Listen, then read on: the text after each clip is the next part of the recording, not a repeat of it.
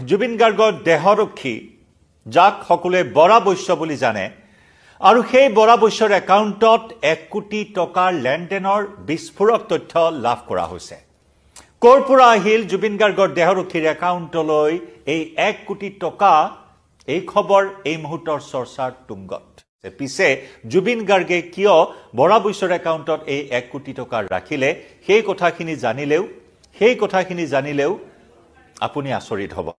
আৰু এই যে বৰা আৰু বৈশ্যৰ একাউণ্টত 1 কোটি টকাৰ লেনদেন হ'ল, জুবিন গাৰ্গে এই 1 কোটি টকা বৰা বৈশ্যৰ একাউণ্টত এই কাৰণেই থৈছিল যাতে লাগ বুলিলেই বৰা বৈশ্যৰ জৰিয়তে সেই দুৰ্গতসকলক, সেই আৰ্তজনক টকাৰে সহায় কৰিব পাৰে।